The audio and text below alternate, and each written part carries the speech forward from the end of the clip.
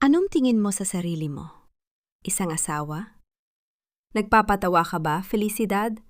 Isa ka lang hamak na tagaluto ng baon sa pamilyang ito?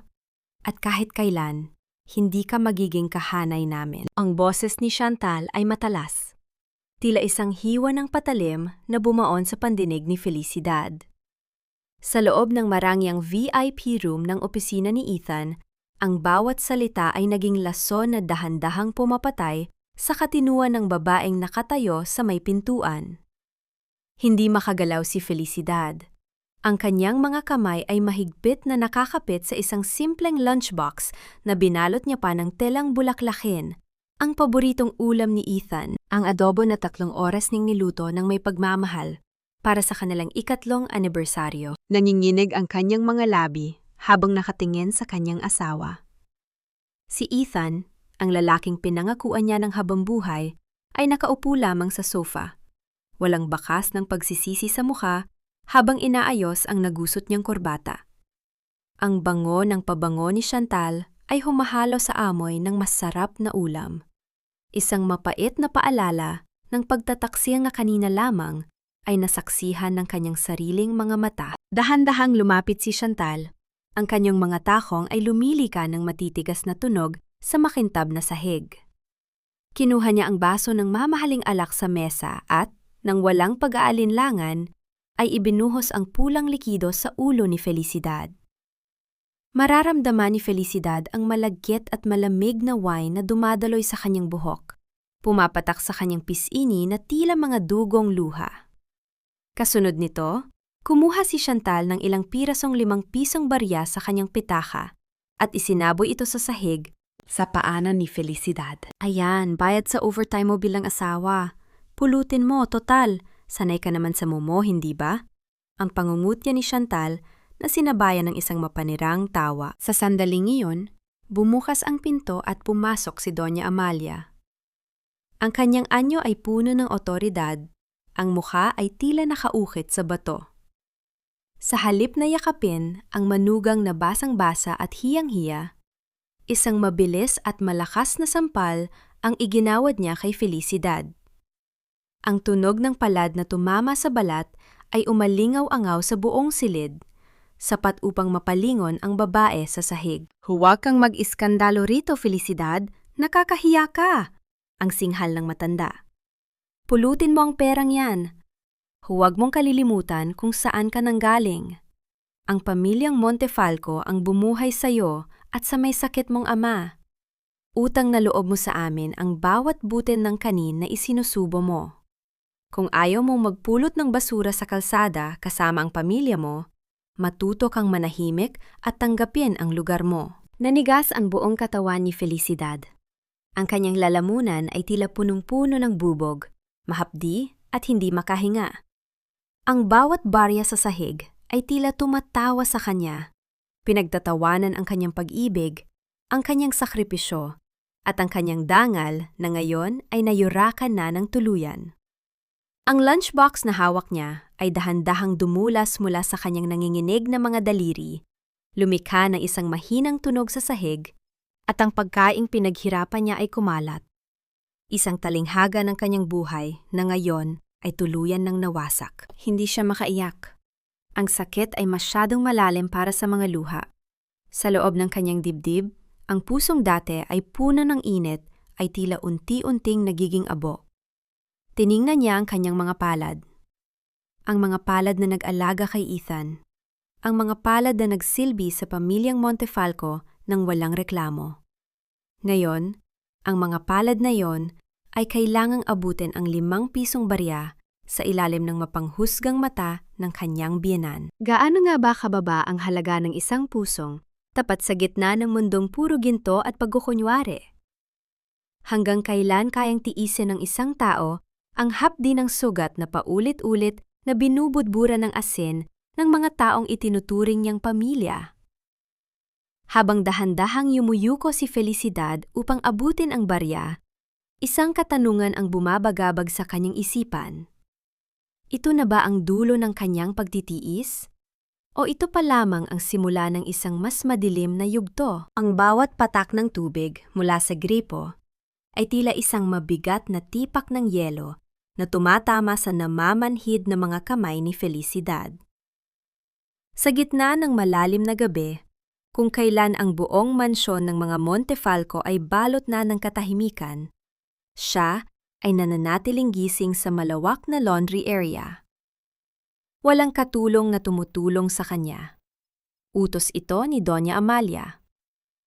Ang marangyang washing machine ay nakatigil, sapagkat ayon sa matanda, ang mga maseselang tela ng pamilya ay dapat nalabhan ng maigi gamit ang mga kamay. Ang mga kamay ni Felicidad. Sumasakit ang kanyang likod at ang bawat kuskus niya sa mamahaling barong ni Ethan ay tila pagkayod din sa kanyang sariling pagkatao. Ang amoy ng sabon ay humahalo sa amoy ng alak at banyagang pabango na kumapit sa tela. Isang lason na patuloy na nagpapaalala sa kanya ng tagpong nasaksihan sa opisina. Ngunit sa bahay na ito, ang kanyang mga mata ay walang karapatang lumuha. Ang bawat hikbi ay dapat itago, at ang bawat hinaing ay dapat lunukin. Narinig niya ang lagitik ng pinto sa garahe. Bumalik na si Ethan. Inasahan niyang lalapit ang asawa, hihingi ng paumanhin, o kahit man lang titingnan siya ng may kaunting awa. Ngunit lumipas ang mga minuto at tanging, ang tunog ng mabibigat na hakbang nito, paakyat sa hagdan ang kanyang narinig. Ni hindi man lang ito sumilip sa kinaroroonan niya. Para kay Ethan, si Felicidad ay naging bahagi na lamang ng mga gamit sa bahay.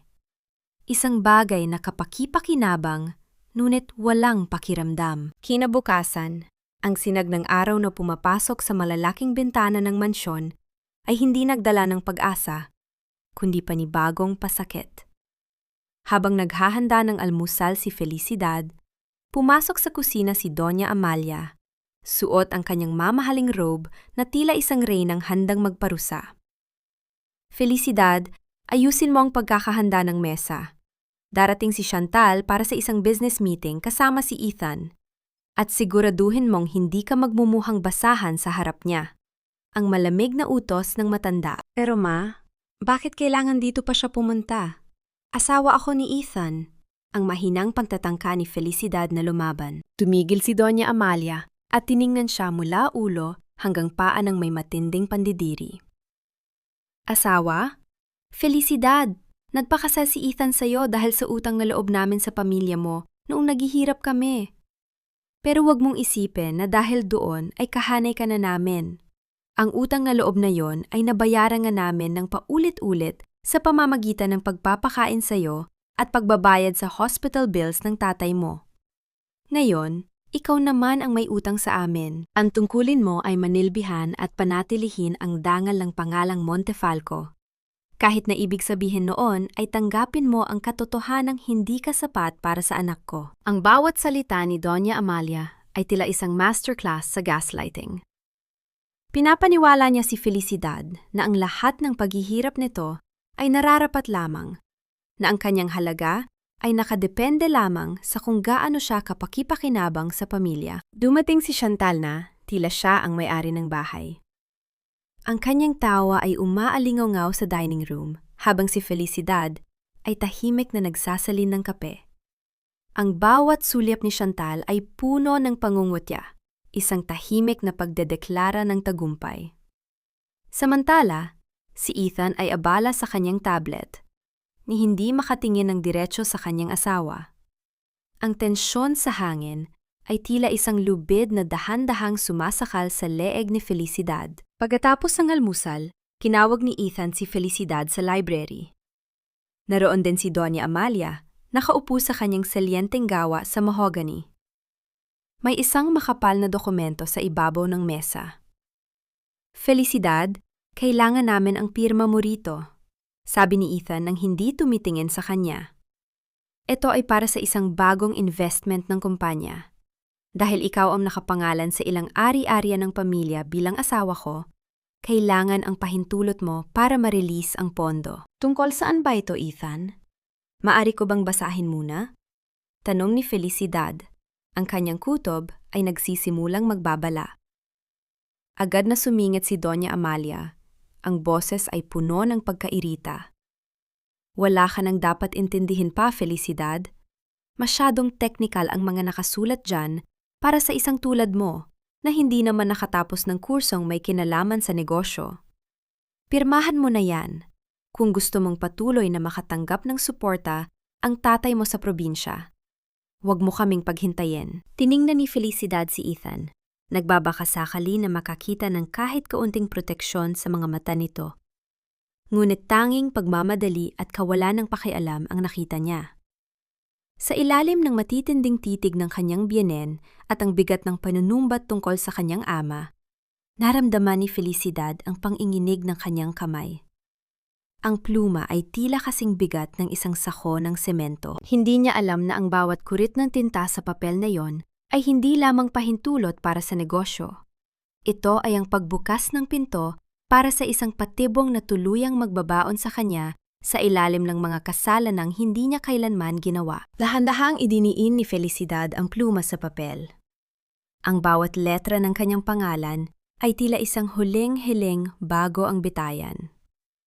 Nang matapos siya, kinuha agad ni Doña Amalia ang dokumento nang may mabilis at tila mapanuring kilos, isang madilim na ngiti ang sandaling sumilip sa kanyang mga labi, bago ito muling naging seryoso. Mabuti.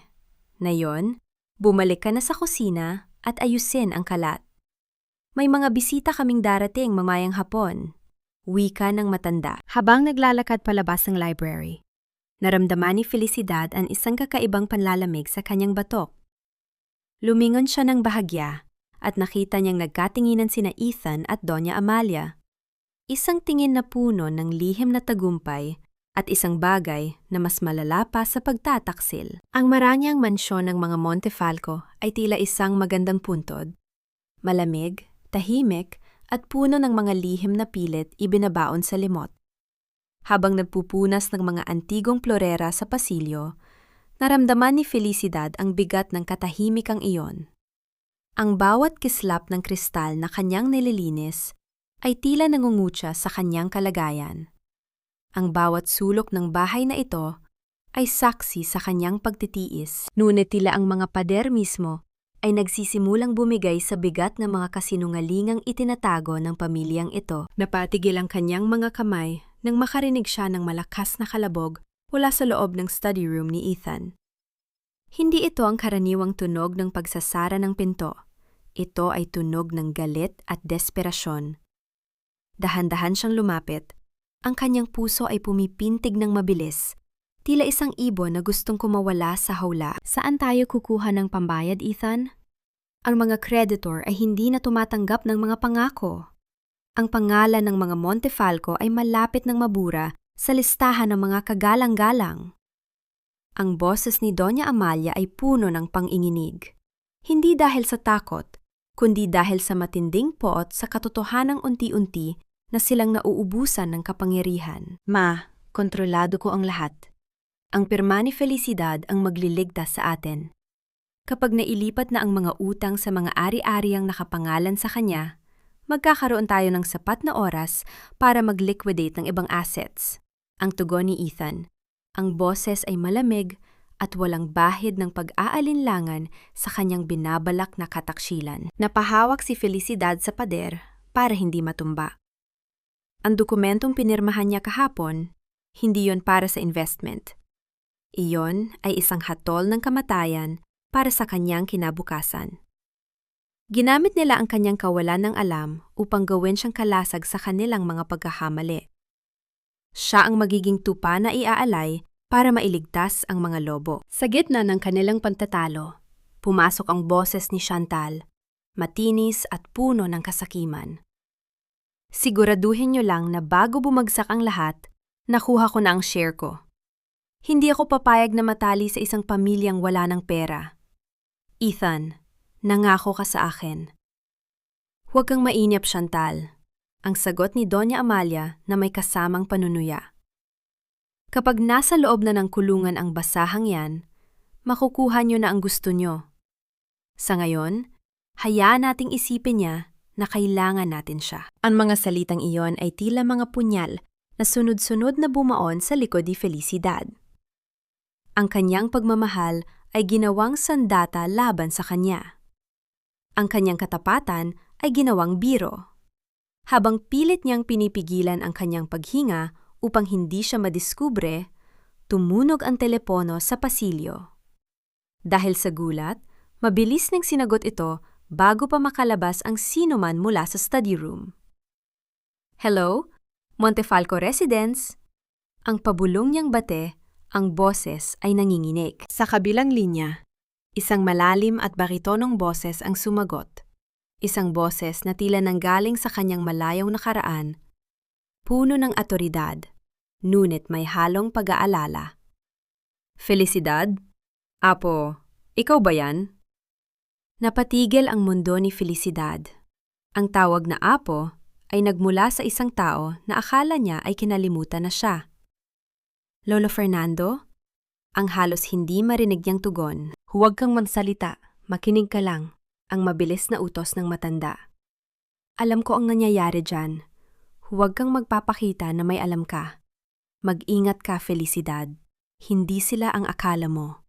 Ang utang na loob na sinasabi nila ay isang malaking kasinungalingan." Ako ang naputol ang linya bago pa matapos ang pangungusap ni Don Fernando.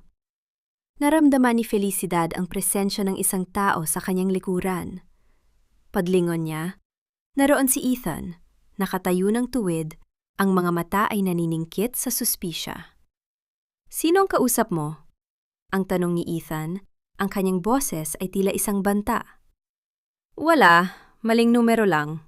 Ang mabilis na pagsisinungaling ni Felicidad, habang mabilis na ibinabalik ang receiver sa lalagyan nito. Hindi kumibo si Ethan. Tiningnan lang siya ng matagal bago tumalikod at bumalik sa loob ng silid. Ngunit ang pagdududa ay nakatanim na sa isipan nito. Nang hapong iyon, habang inuutusan siyang maglinis sa loob ng kwarto ni Ethan, dahil hindi raw maayos ang pagkakagawa ng mga katulong, naiwan si Felicidad na mag-isa.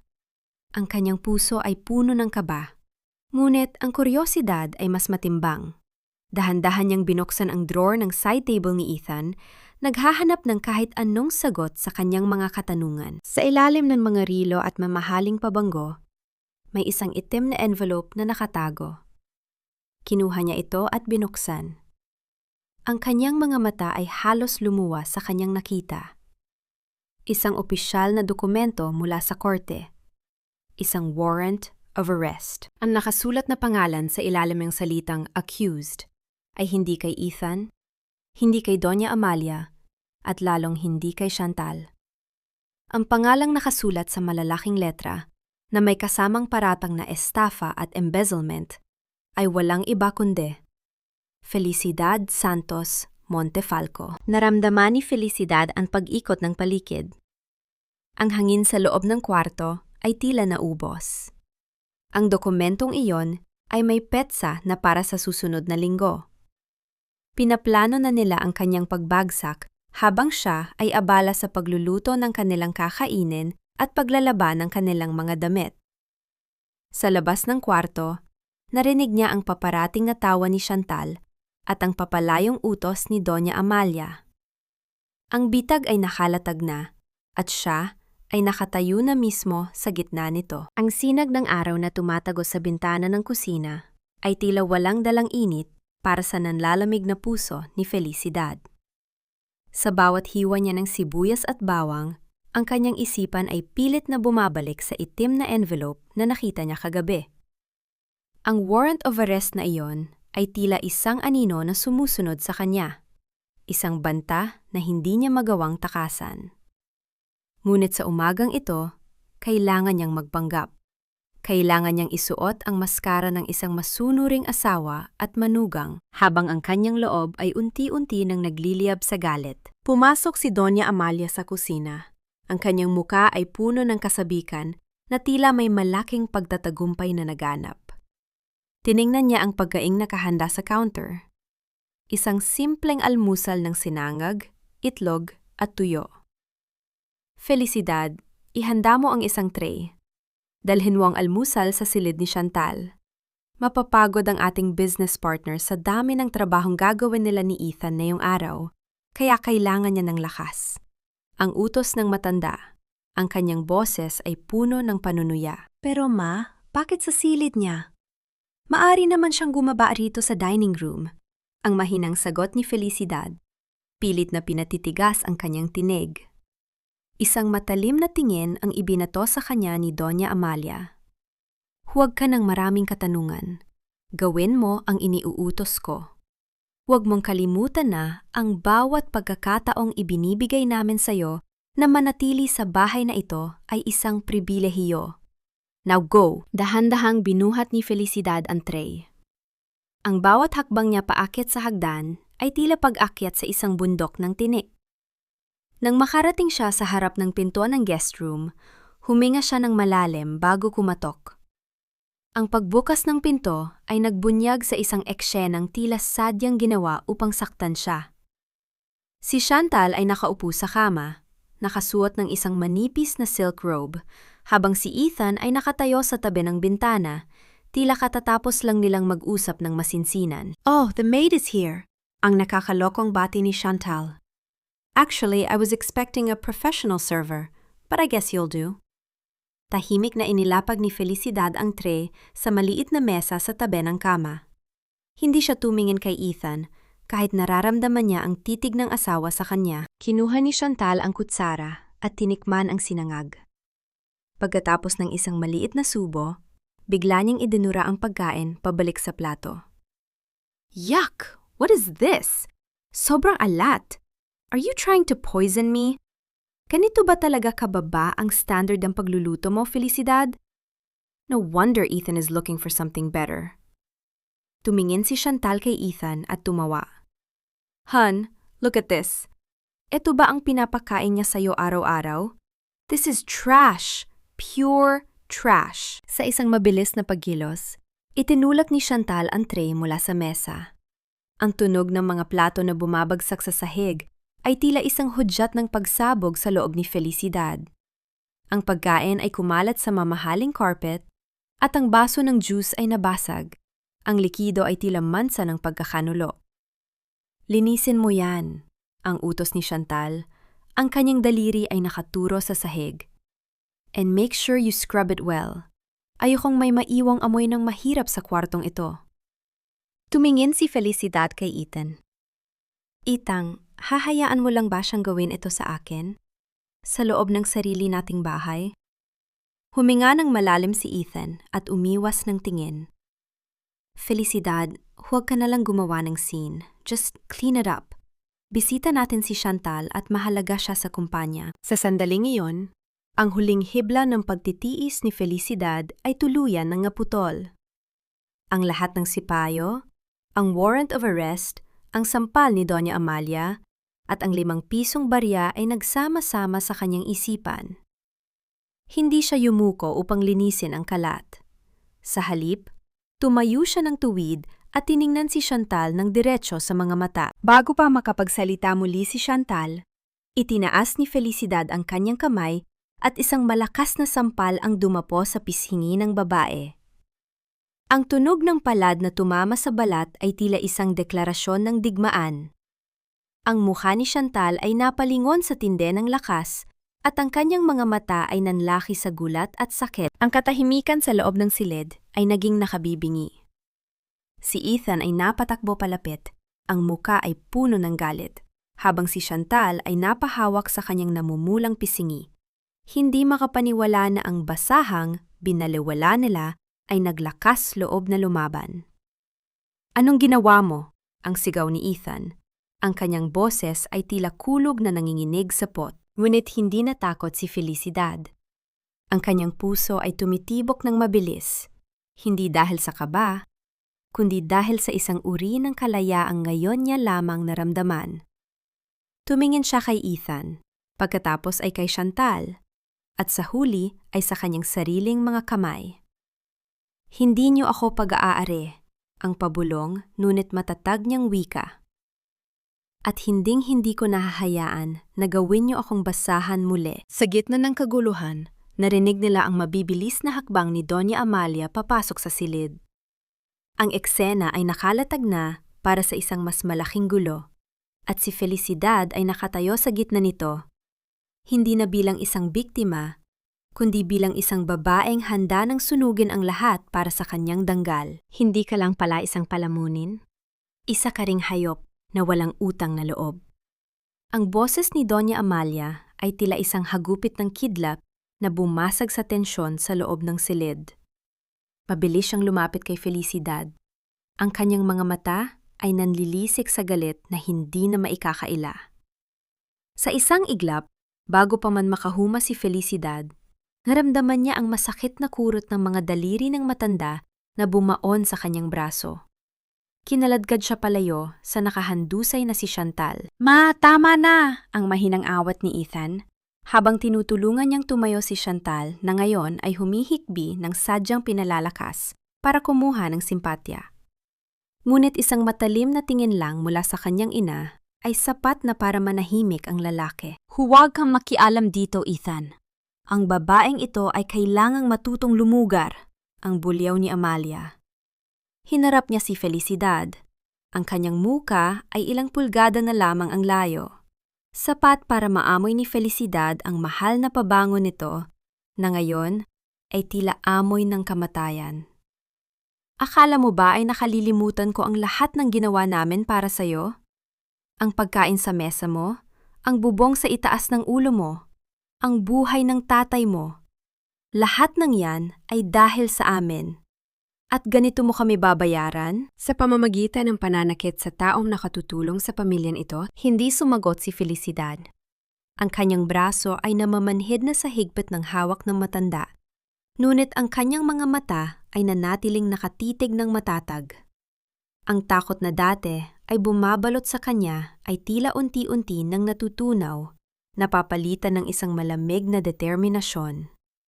Ang bawat salita ni Amalia tungkol sa utang na loob ay tila mga huling pako na ibinabaon sa kabaong ng kanilang relasyon bilang pamilya. Dahil hindi ka marunong magpasalamat, mararanasan mo kung paano ang maging tunay na pulubi. Ang banta ni Amalia.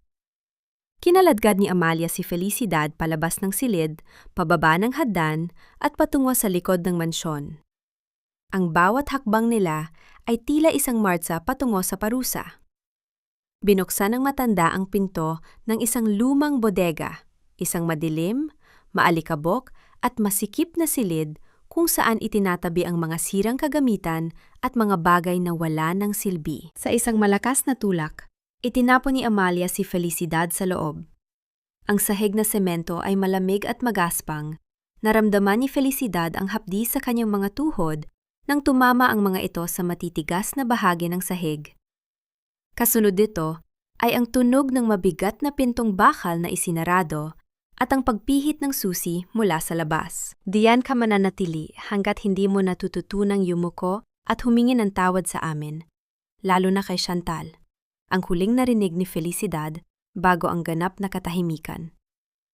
Walang pagkain, walang tubig, at walang kahit na sinong kakausap sa'yo.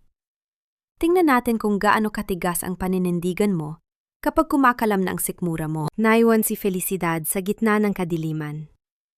Ang tanging liwanag ay nagmumula sa isang maliit at mataas na bentanang may mga rehas, kung saan sumisilip ang mga alikabok na sumasayaw sa hangin. Ang amoy ng kalawang at luma ay tila sumasakal sa kanyang dibdib. Naupo siya sa isang sulok, niyakap ang kanyang mga tuhod at doon, sa gitna ng isolation, ay bumalik ang mga alaala ng kanyang lolo Fernando. "Apo?"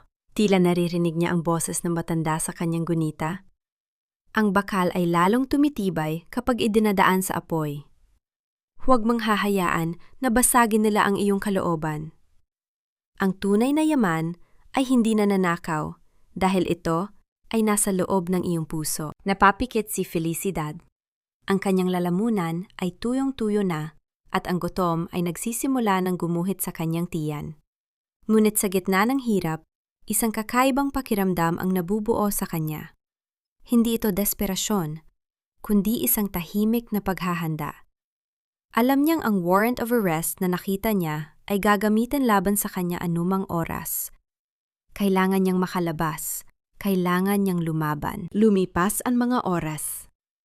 Ang sikat ng araw sa maliit na bintana ay dahan-dahang naglaho, napalitan ng malamig na liwanag ng buwan. Ang katahimikan ng gabi ay nabasag lamang ng mahihinang kaluskos ng mga daga sa paligid. Biglang nakarinig si Felicidad ng isang mahinang tunog sa may bintana. Tila may kumakalos sa mga rehas. Tumingala siya at nakita ang isang anino ng isang tao. Isang kamay ang dahan-dahang pumasok sa pagitan ng mga rehas, may hawak na isang maliit na balot ng tela at isang bote ng tubig. "Sino ka?" ang pabulong na tanong ni Felicidad. Ang kanyang boses ay paos at nanginginig. Ang estrangero ay hindi sumagot ng malakas. Sa halip, ay isang mahinang sipol lamang ang narinig ni Felicidad. Isang himig na pamilyar sa kanya noong siya ay bata pa sa probinsya. Ang puso niya ay tumibok ng mabilis. Ang himig na iyon ay ang signal na ginagamit ng mga tauhan ng kanyang lolo sa kanilang bukirin sa San Nicolas. Sino ang taong ito? At paano siya nakapasok sa loob ng bakod ng mga Montefalco nang hindi napapansin? Habang inaabot ni Felicidad ang pagkain at tubig, naramdaman niya ang isang bagong pag-asa. Hindi siya nag-iisa. May mga mata sa dilim na nagbabantay sa kanya, at ang apoy na sinimula ng mga Montefalco upang sunungin siya, ay siya ring apoy na gagamitin niya upang tupukin ang kanilang mga kasinungalingan. Ang malamig na sikat ng araw ay sumisilip sa pagitan ng mga rehas ng bodega, ngunit wala itong dalang init para sa nanginginig na katawan ni Felicidad. Ang tinapay na iniwan ng estrangero kagabi ay nagbigay sa kanya ng sapat na lakas, ngunit ang kaba sa kanyang dibdib ay tila isang tambol na walang tigil sa pagtibok. Alam niyang ang katahimikang ito ay ang babala bago ang pagdating ng isang malakas na bagyo. Narinig niya ang pag-ikot ng susi sa pinto. Ang tunog ng bakal na nagkiskisan ay umalingaw-ngaw sa 4 na sulok ng madilim na silid. Bumukas ang pinto at bumulaga ang figura ni Ethan. Hindi siya ang lalaking minahal ni Felicidad. Ang kanyang anyo ay tila isang estrangerong may dalang hatol na kamatayan. "Lumabas ka na riyan," ang maikling utos ni Ethan. Ang boses ay walang anumang emosyon. "May kailangan kang harapin sa loob ng bahay." Sa paglalakad nila patungo sa pangunahing sala, napansin ni Felicidad ang mga mamahaling sasakyang nakaparada sa labas. Pagpasok niya sa malawak na sala, nakita niya ang isang grupo ng mga lalaking naka-Amerikana, may mga dalang folder at laptop. Sa gitna nila ay nakaupo si Doña Amalia, na tila isang biyudang nagdadalamhati. Hawak ang isang panyo na idinidikit niya sa kanyang mga mata. Sa tabi naman ay si Chantal, na may suot na mapanuyang ngiti sa kabila ng namumula pa ring pisingi. "Narito na siya," ang sabi ni Doña Amalia sa mga lalaki.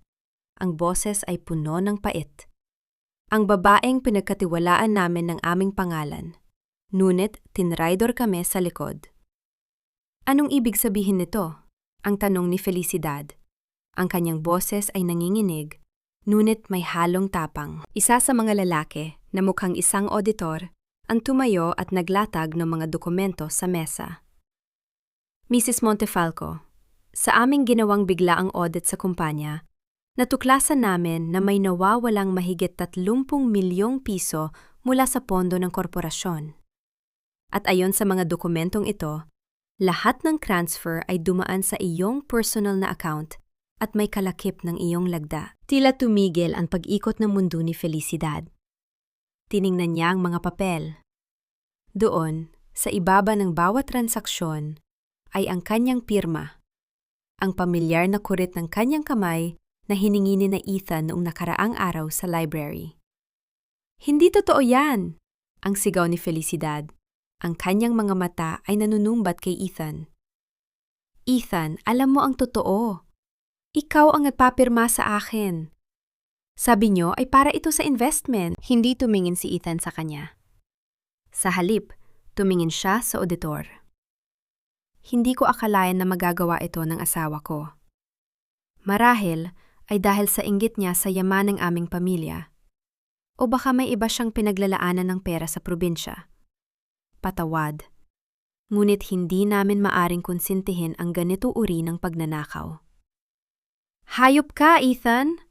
Ang huling salitang lumabas sa bibig ni Felicidad bago siya muling sampalin ni Doña Amalia sa harap ng lahat. Huwag mong pagsalitaan ng ganyan ang anak ko, ang singhal ng matanda. Kami na nga ang ninakawan, ikaw pa ang may ganang magalit. Simula sa araw na ito, tinatapos na namin ang lahat ng ugnayan sa iyo.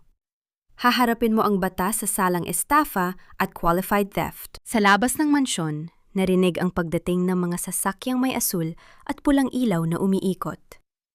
Ang liwanag nito ay tumatama sa mga malalaking bintana, tila mga mata ng hustisya na nakatingin sa maling tao. Pumasok ang 3 pulis. Ang mga mabibigat nilang hakbang ay nagpadama ng bigat ng sitwasyon. Felicidad Santos Montefalco? Tanong ng opisyal. Mayroon kaming warrant of arrest laban sa iyo. Kailangan mong sumama sa amin sa presinto. Tumingin si Felicidad sa paligid. Si Chantal ay nakasandal sa balikat ni Ethan, tila nangaasar. Si Doña Amalia ay nakatingin sa kanya ng may tagumpay.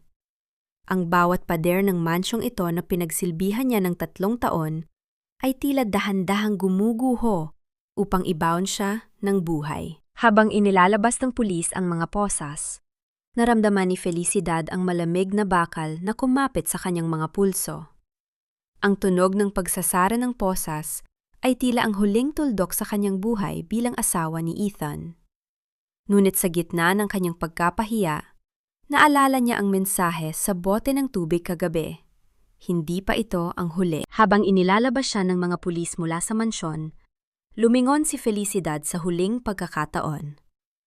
Nakita niya si Chantal na ibinubuhos ang wine sa sahig sa mismong pwesto kung saan siya nakatayo kanina, tila nililinis ang kanyang bakas. Ngunit sa dilim ng harden, nakita ni Felicidad ang isang anino, ang taong nagbigay sa kanya ng pagkain.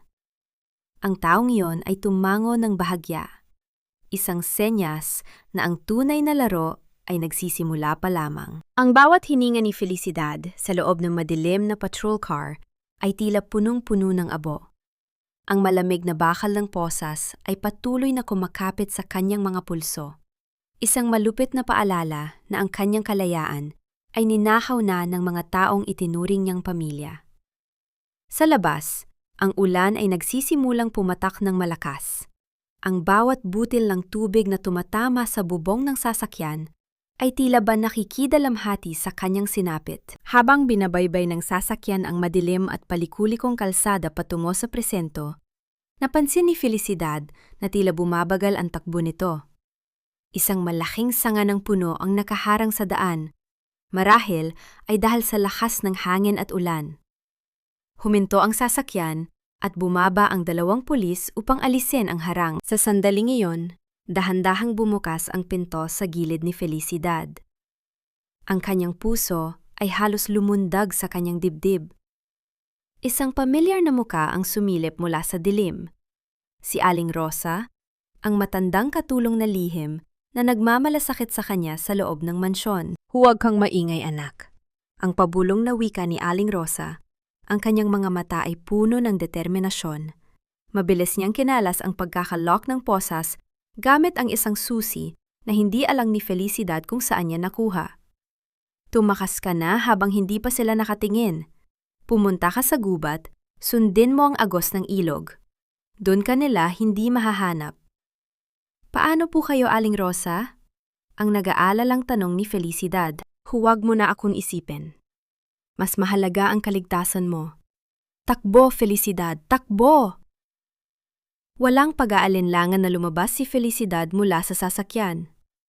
Ang kanyang mga paa ay agad na lumubog sa malamig na putik, ngunit hindi niya ito pinansin. Kumari pa siya ng takbo patungo sa masukan na bahagi ng kagubatan. Ang kanyang puting damit ay dahan-dahang nababahiran ng dumi at dugo mula sa mga damong matatalas na sumasabit sa kanyang balat. Narinig niya ang mga sigaw ng mga pulis sa likuran. Ang liwanag ng kanilang mga flashlight ay tila mga daliri ng kamatayan na pilit siyang inaabot sa dilim. Ang bawat hakbang niya ay puno ng hirap. Ang kanyang baga ay tila nagnininga sa tindi ng pagod. Ngunit ang bawat alaala ng pananakit ni na Ethan at Doña Amalia ay nagsisilbing panggatong sa kanyang pagnanais na mabuhay. "Nariyan siya! Huwag ninyong hayaang makatakas!" Ang boses ng isang pulis na tila papalapit na sa kanyang kinaroroonan. Patuloy ang pagtakbo ni Felicidad hanggang sa marating niya ang dulo ng kagubatan. Ngunit sa halip na kaligtasan, isang matarik na bangin ang bumulaga sa kanya. Sa ibaba, ang malakas na agos ng ilog ay humahampas sa mga bato, lumilihan ng isang nakakatakot na tunog sa gitna ng gabi. Lumingon siya. Ang mga liwanag ng flashlight ay malapit na.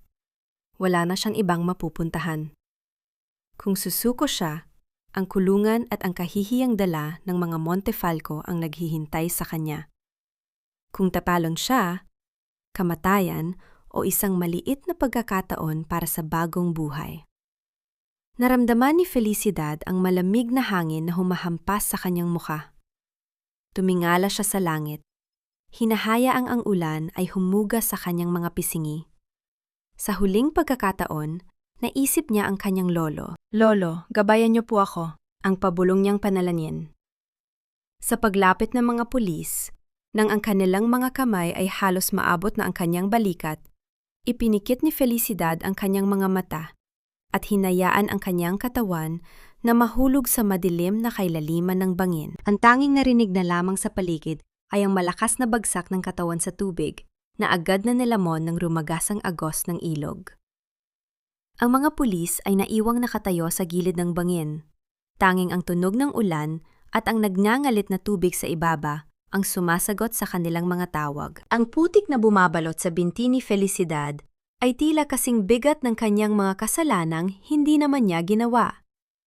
Sa bawat hakbang niya sa madilim at masuka na daan patungo sa San Nicolas, ang kanyang hininga ay tila isang kapos na koro ng pagdurusa.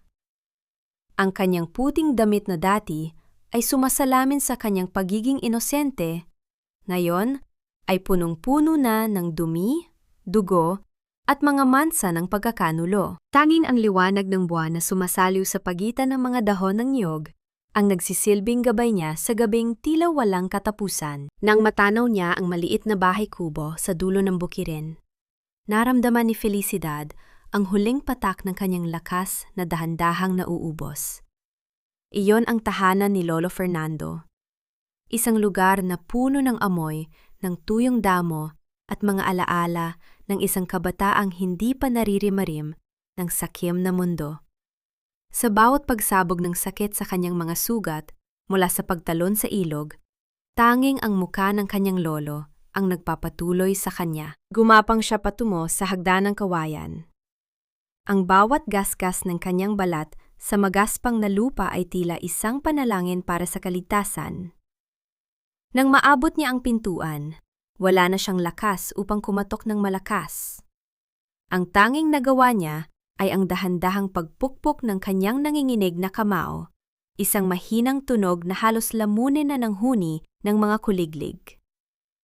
"Lolo," ang kanyang paos na tinig, isang pabulong na huling hiling. "Lolo, tulong!" Bumukas ang pinto. Ang liwanag mula sa isang lampara ay dahan-dahang bumalatay sa kanyang sugatang muka.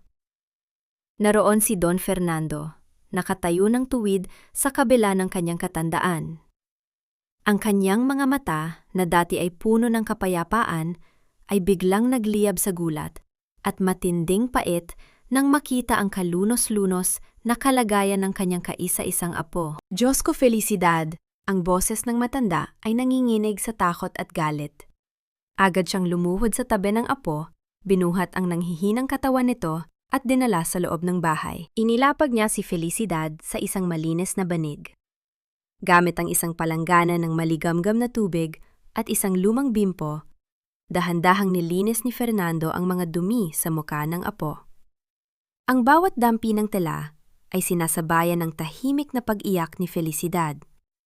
Ang sakit ng mga sugat sa kanyang katawan ay hindi mapapantayan ng sakit sa kanyang puso.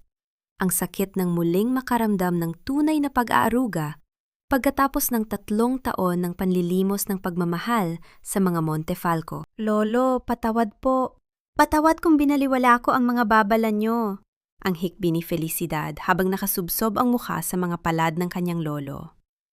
Ginamit nila ako. Ninakawan nila ako ng danggal, lolo. Papalayasin nila ako, ipapakulong. Ang mga Montefalco. Hindi sumagot si Fernando. Nanatili siyang tahimik habang maingat na binabalutan ng benda ang mga sugat ng apo.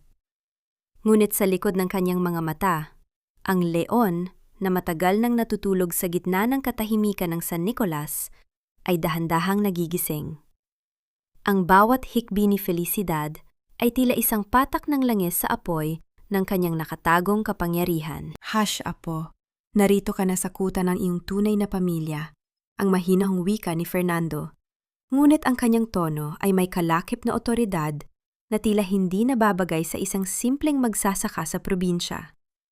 Ang bawat patak ng dugo mo na dumanak sa mansyong iyon ay babayaran nila ng higit pa sa ginto. Nang makatulog si Felicidad dahil sa tindi ng pagod, tumayo si Fernando.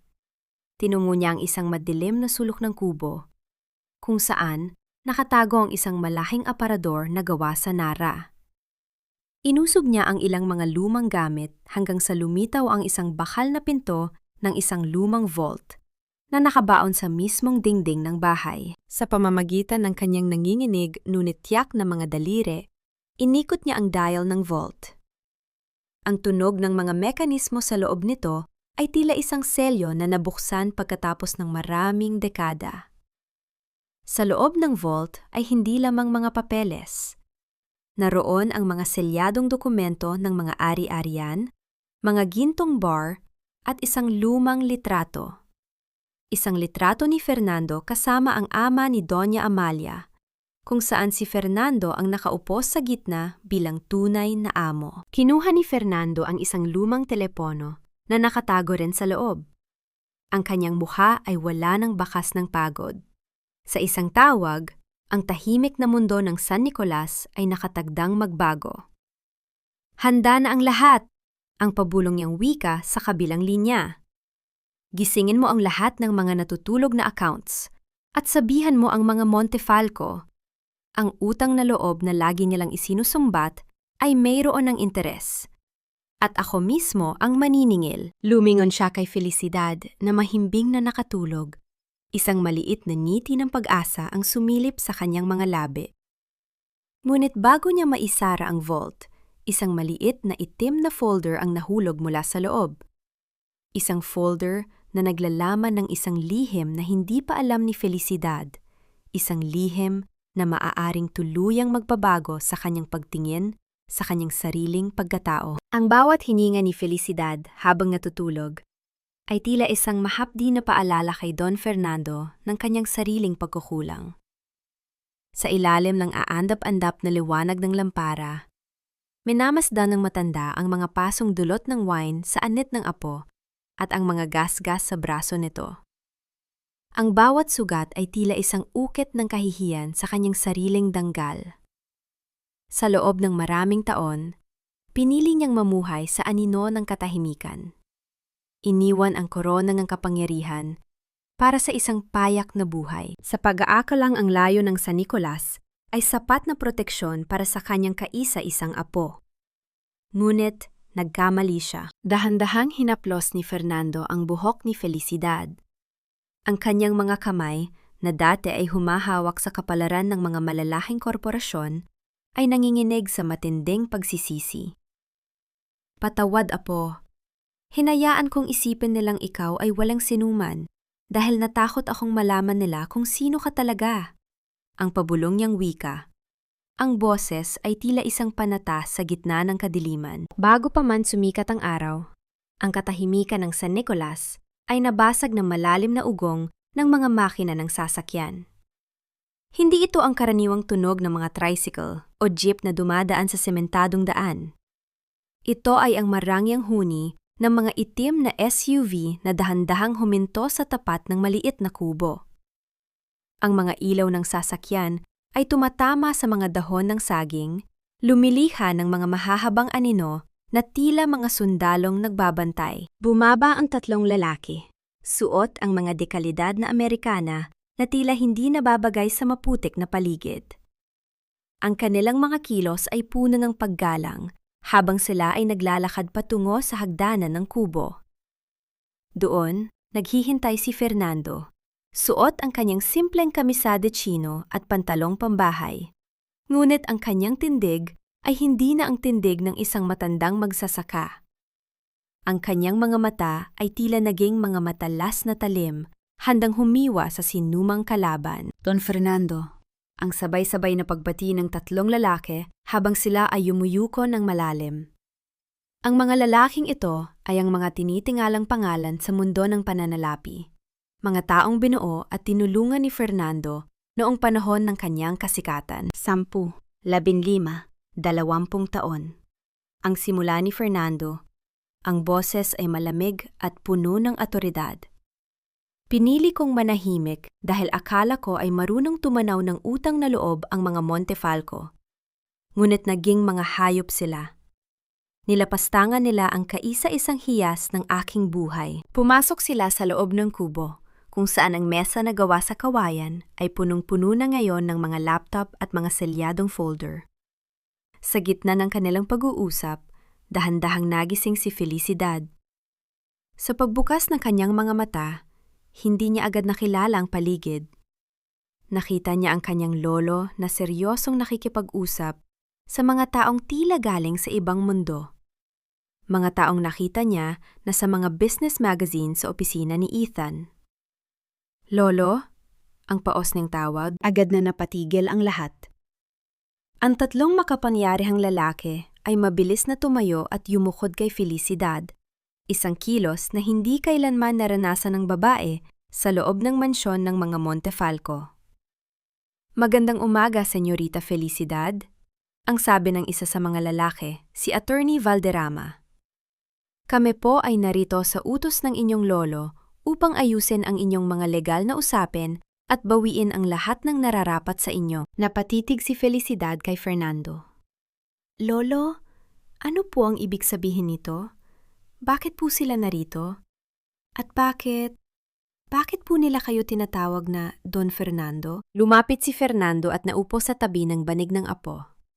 Kinuha niya ang kamay ni Felicidad at inilagay doon ang isang lumang singsing na may malaking hiyas, ang selyo ng Pamilya Santos. Felicidad, ang yaman ng mga Montefalco ay isang malaking ilusyon. Ang kumpanyang ipinagmamalaki nila ay itinayo gamit ang aking dugo at pawis. Noong panahon na malapit na silang mabaon sa utang, ako ang sumagip sa kanila. Ipinagkatiwala ko ang kumpanya sa ama ni Amalia dahil gusto ko ng katahimikan para sa iyong ina. Pero ang katahimikang yon ay tinapos na nila. Isang mapait na ngiti ang sumilip sa mga labi ni Fernando. Ang warrant of arrest na yon? Ito ang magiging mitsa ng kanilang sariling pagbagsak. Gagamitin natin ang kanilang sariling patibong upang ilabas ang lahat ng dumi nila. Bago matapos ang umaga, isang mahalagang dokumento ang inabot ni Attorney Valderrama kay Felicidad. Ito ay isang kopya ng kasunduan na ginawa noong bago mamatay ang ama ni Amalia. Nakasaad doon na ang 50% ng shares ng Montefalco Corporation ay mananatili sa ilalim ng pangalan ng isang anonymous beneficiary na ang tanging pagkakakilanlan ay ang may hawak ng selyo ng Pamilya Santos. Ibig sabihin, ang pabulong na wika ni Felicidad, ang kanyang mga mata ay nanglalaki sa gulat. Ibig sabihin, apo, ang dugtong ni Fernando, hindi ka kailanman naging palamunin sa kanila. Sila ang nakatira sa iyong mansyon.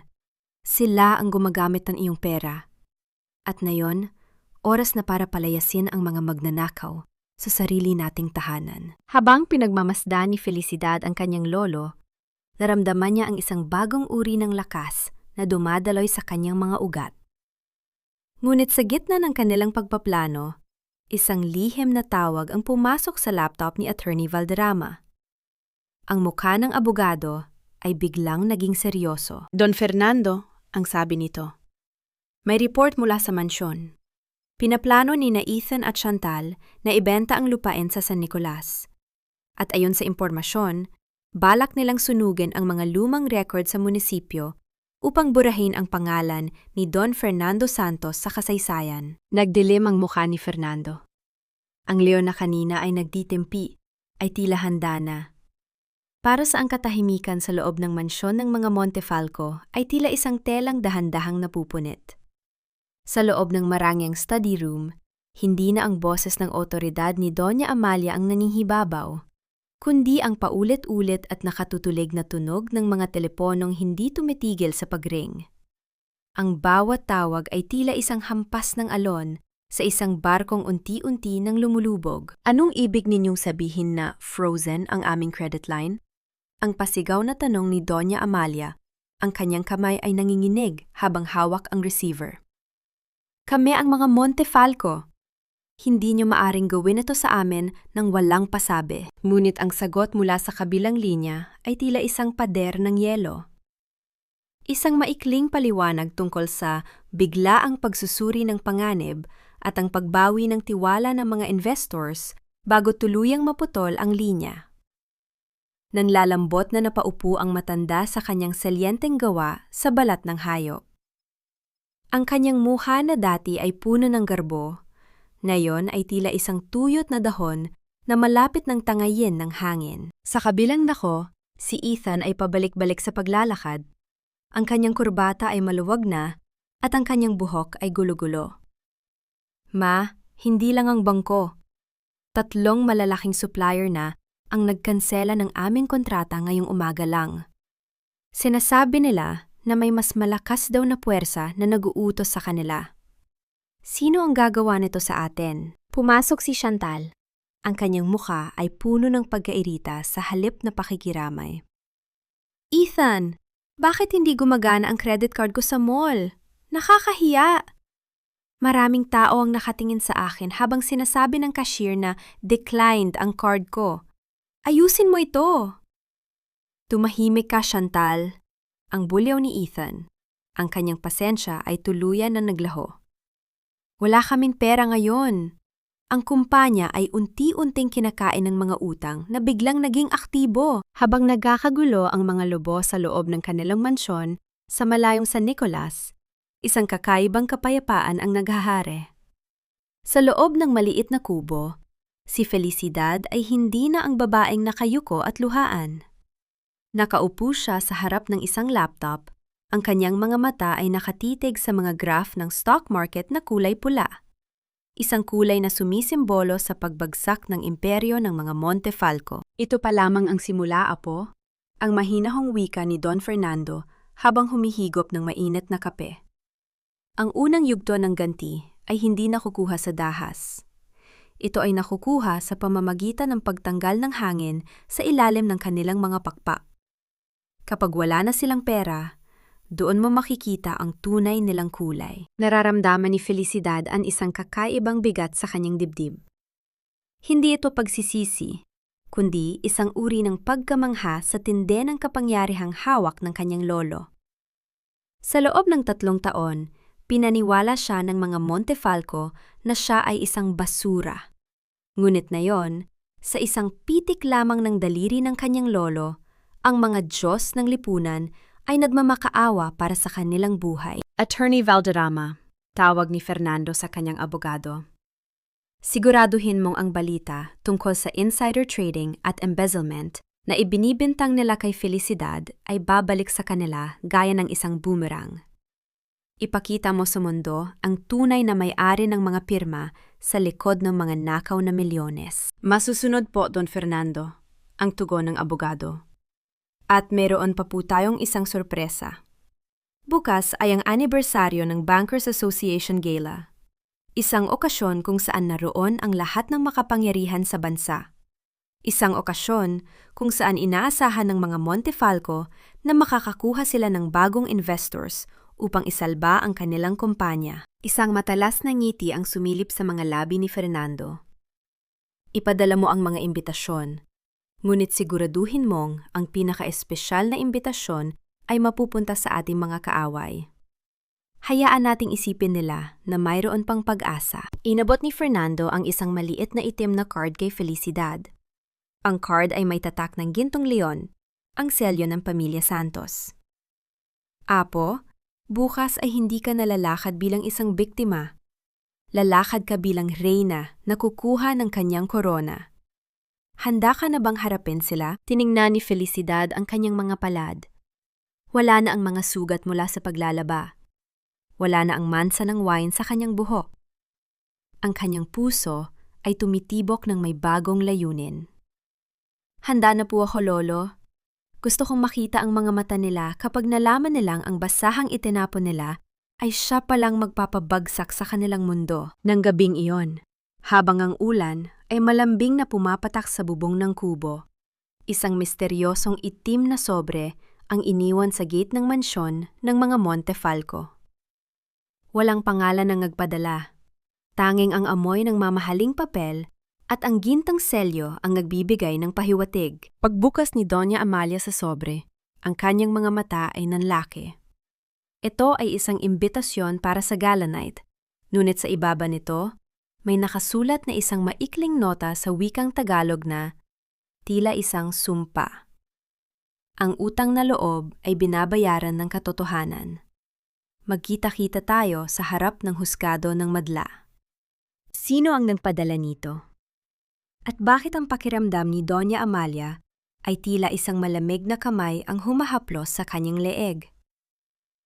Ang gabi ay malalim na, ngunit sa mansyon ng mga Montefalco, walang sinuman ang makatulog ng mahimbing. Ang gabi sa San Nicolas ay binalot ng bango ng ilang-ilang at ang malambing na ihip ng hanging bukid, ngunit sa loob ng maliit na kubo ni Don Fernando, isang himala ng pagbabagong anyo ang nagaganap.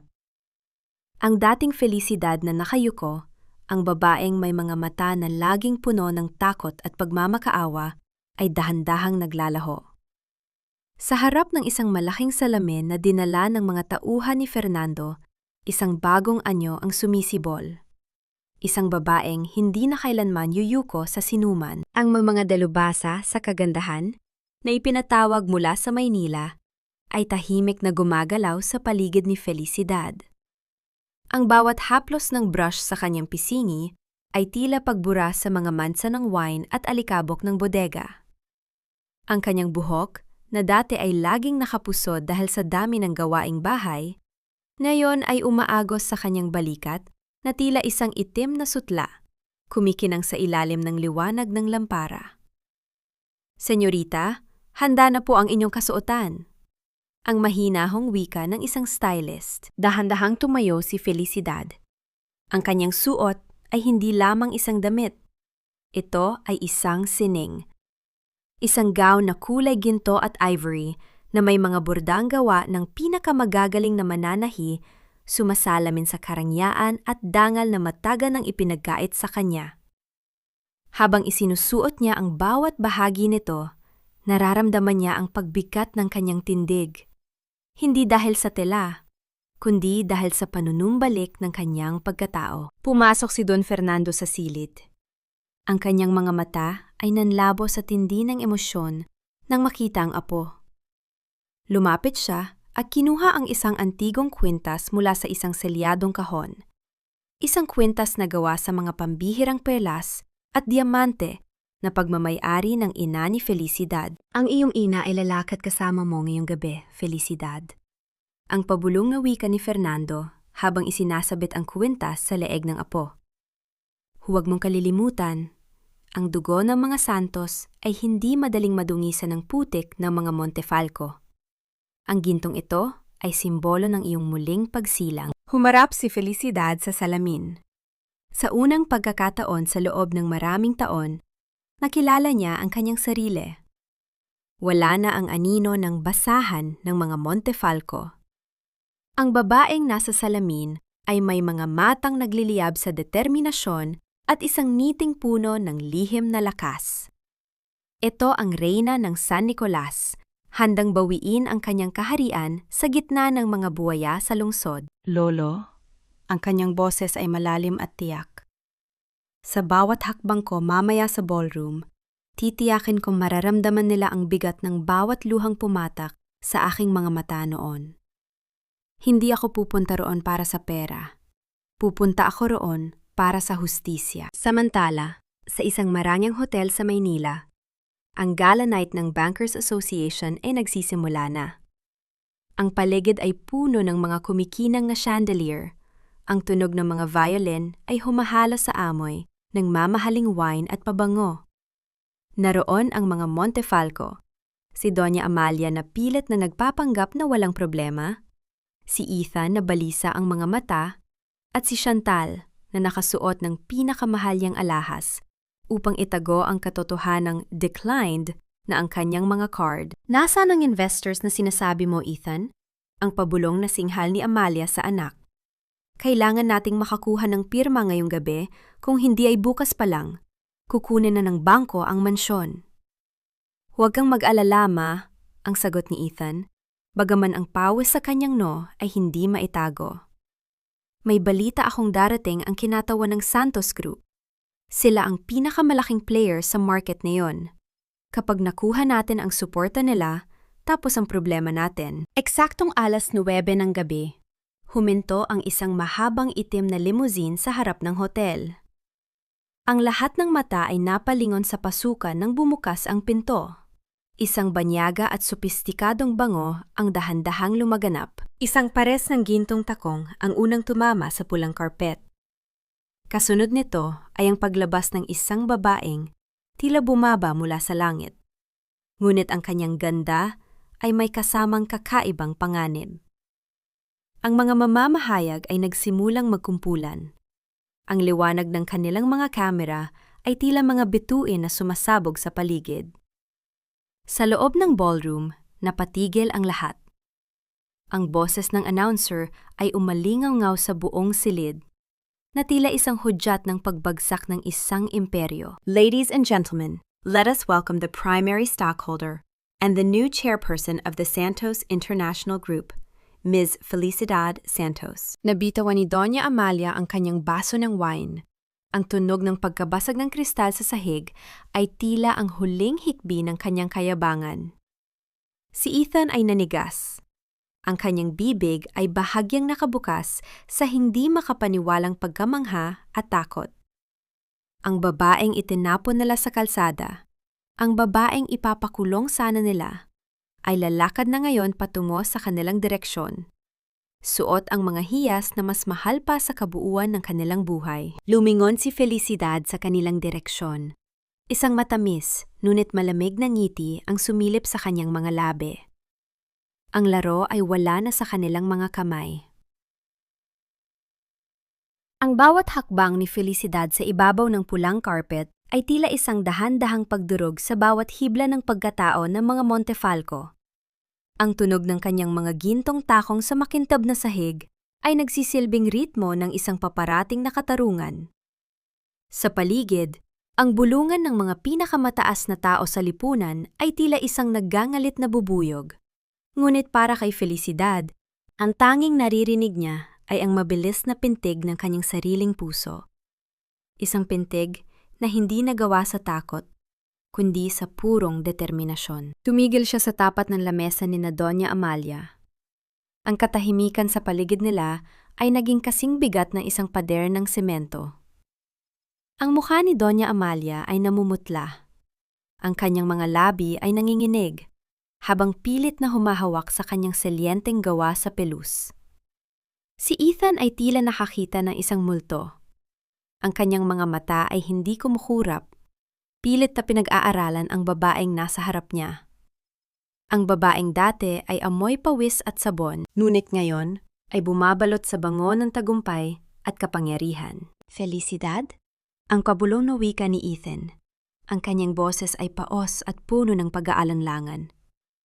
Ikaw ba talaga yan? Hindi agad sumagot si Felicidad. Tinitigan niya si Ethan ng diretso sa mga mata. Ang mga matang dati niyang tinitingnan ng may buong pagmamahal. Ngunit na yon ay tila wala ng halaga, kundi isang pirasong basag na salamin. Pagkatapos, ibinaling niya ang kanyang tingin kay Doña Amalia. Mukhang nakakita kayo ng isang anghel na galing sa impyernong ginawa ninyo para sa akin, hindi ba? Ang malamig na panimula ni Felicidad. Ang kanyang boses ay malumanay, ngunit ang bawat salita ay may talim na sapat upang humiwa sa balat. Magnanakaw! ang biglang pagsinghali Doña Amalia, bagaman ang kanyang boses ay nanginghinig. Pilit niyang ibinabalik ang kanyang dating lakas. Paano ka naglakas loob na magpakita rito? Ang warrant of arrest mo ay aktibo pa rin. Guards! Tawagin ninyo ang mga pulis! Narito ang kriminal na nagnakaw sa amin. Ang ilang mga panauhin ay napalingon, ngunit walang lumapit na guard. Sa halip, lumakad pasulong si Attorney Valderrama mula sa likuran ni Felicidad. Hawak ang isang makapal na folder. Doña Amalia, mas mabuting mag-ingat kayo sa inyong mga paratang. Ang sabi ng abogado nang may mapanuyang ngiti. Ang warrant na sinasabi ninyo ay ibinasura na ng korte kanina lamang hapon matapos naming ipakita ang tunay na pinagmulan ng mga transaksyon at ang pekeng lagda na ginawa ninyo upang idiin ang aking kliyente. Sa madaling salita, ang tanging mga kriminal sa silid na ito ay ang mga taong nakaupo sa inyong lamesa. Nabitawan ni Chantal ang kanyang hawak na tinidor. Ang tunog ng bakal na tumama sa porselana ay umalingaw-ngaw sa gitna ng tensyon. Hindi totoo yan! Ethan, gawin mo ang isang bagay. Feli, mag-usap tayo. Ang pagmamakaawa ni Ethan, dahan-dahang tumatayo at sinusubukang hawakan ang kamay ni Felicidad. May mga bagay na hindi mo naiintindihan. Ang lahat ng ginawa namin ay para sa kaligtasan ng kumpanya. Mabilis na iniwas ni Felicidad ang kanyang kamay. Tila ba nadidire sa hawak ni Ethan? Ang kumpanyang sinasabi mo, Ethan, ay hindi kailanman naging sa inyo. Narito ako ngayong gabi hindi para mag-usap.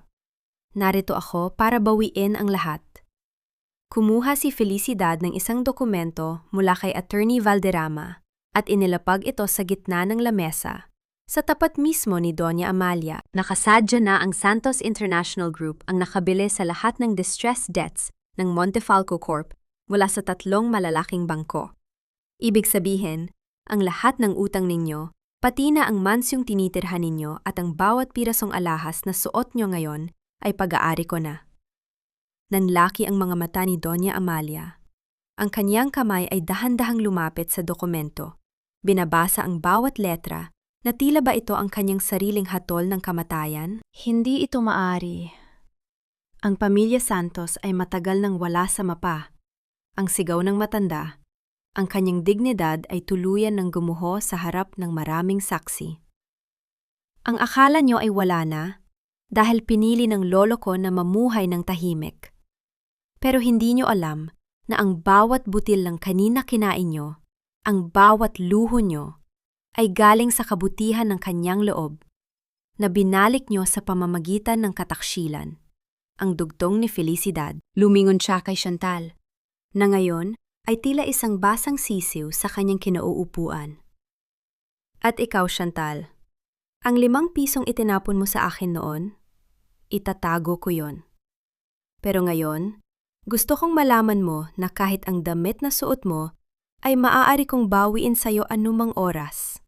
Dahil ang tindahang pinagbilhan mo niyan ay pag-aari na rin ng Santos Group. Isang malakas na bulungan ang sumabog sa ballroom. Ang mga dating kaibigan at business partners ng mga Montefalco ay dahan-dahang lumalayo sa kanilang lamesa. Tila ba may nakakahawang sakit ang pamilya? Ang kahihiyan ay naging kasing pait ng lason na dahan-dahang lumulunod sa kanila. Sa loob ng 24 oras, kailangang lisanin ninyo ang mansyon. Ang huling utos ni Felicidad, ang kanyang boses ay kasing tigas ng diamante. Wala kayong ititira. Kahit isang butil ng asukal na hindi inyo, huwag ninyong subukang itago.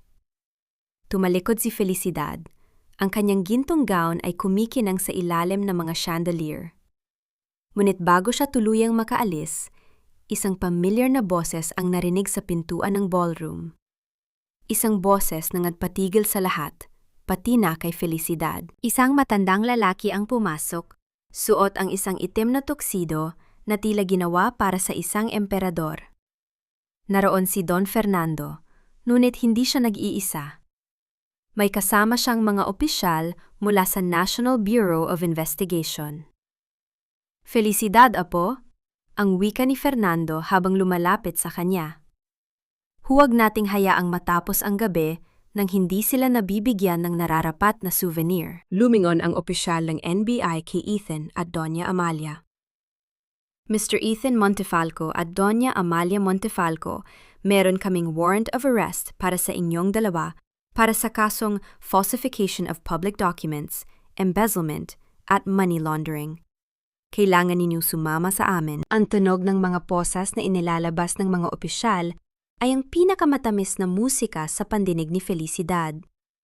Habang ang mga tao ay nagsimulang kumuha ng litrato at video ng pag-aresto sa mga dating makapangyarihang Montefalco, naramdaman ni Felicidad ang kamay ng kanyang lolo na humawak sa kanyang balikat. Tapos na ang kanilang panahon, apo. Ngunit may isang bagay pa tayong hindi alam. Ang pabulong na wika ni Fernando habang nakatingin kay Chantal na mabilis na sinusubukang tumakas sa likurang pinto. Si Chantal, hindi siyang iniisip nating lahat. May mas malalim siyang koneksyon sa pamilya natin na hindi mo pa nalalaman. Napatitig si Felicidad kay Chantal, na ngayon ay nahuli rin ng mga pulis sa may pintuan.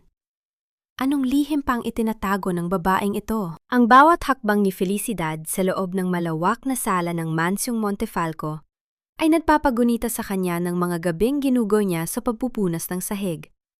Ang mga oras na tila wala siyang katapusan sa pagsisilbi sa mga taong ang tingin sa kanya ay isang kasangkapan lamang. Ngunit sa umagang ito, ang sikat ng araw na pumapasok sa malalaking bintana ay tila nagdadala ng isang kakaibang uri ng kalinawan. Wala na ang amoy ng mamahaling pabango at alak. Napalitan ito ng amoy ng alikabok at ang malamig na hangin ng kawalan. Sa labas, ang mga tauhan ng bangko at ang mga abogado ni Don Fernando ay abala sa paglalagay ng mga pulang laso at selyo sa bawat sulok ng ari-arian. Ang bawat tunog ng pagpunit ng packaging tape ay tila isang huling hudyat ng pagbagsak. Ang bawat piraso ng kasangkapan, ang mga sofa na gawa sa Italianong balat, ang mga chandelier na kristal, ang mga antigong mesa, ay itinatala na ngayon bilang mga gamit na kukunin para pambayad sa mga utang. Sa gitna ng kaguluhan, naroon si Doña Amalia. Nakaupo sa isang maliit na silya sa gilid, ang kanyang anyo ay tila isang reynang nawala ng kaharian. Ang kanyang buhok ay hindi na maayos, ang kanyang suot ay lukot-lukot na, at ang kanyang mga mata ay tulala sa kawalan. Pansamantala silang pinayagang makabalik sa ilalim ng pagbabantay upang makuha ang kanilang mga personal na gamit bago tuluyang isara ang mansyon. "This is not happening! Ethan, do something!" Ang boses ni Chantal ay matinis at puno ng galit habang pilit niyang isinisiksik ang kanyang mga mamahaling bag sa isang malaking maleta. "I did not sign up for this. Sabi mo ay kontrolado mo ang lahat. Pero bakit pati ang mga damit ko ay kinukuha nila?" Si Ethan, na nakaupo sa sahig sa tabi ng kanyang kama, ay hindi makasagot. Ang kanyang mukha ay puno ng pasa mula sa tensyon, at ang kanyang mga mata ay wala ng ningning. "Anong gusto mong gawin ko, Chantal? My accounts are frozen. The company is gone. We have nothing left." "Nothing? No, Ethan. You have nothing." Ang panunuya ni Chantal. Ang kanyang muka ay nagpakita ng tunay na kulay ng kanyang pagkatao. "Hindi ako mananatili sa isang lalaking kahit pambayad sa hotel ay walang maibibigay. You were just a ticket to wealth, and now that you're broke, we're done." Napatigil si Ethan at tumingin kay Chantal nang may tindi ng sakit at gulat. "Pinagkatiwalaan kita. I gave you everything. Trader ka rin pala." "Huwag kang magmalinis, Ethan," ang tugon ni Chantal habang isinasara ang kanyang maleta.